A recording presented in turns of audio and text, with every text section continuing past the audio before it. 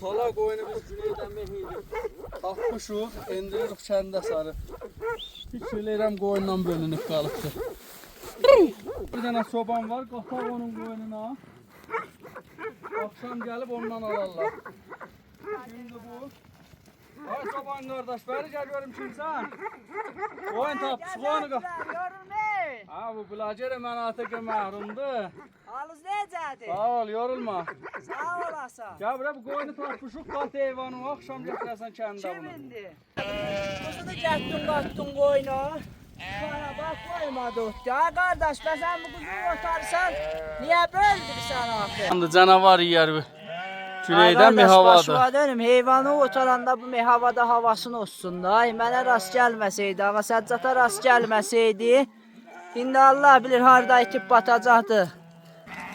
Hamid, bugün bu qoyunun sütü mənimdir ya. Baş üstə, baş üstə.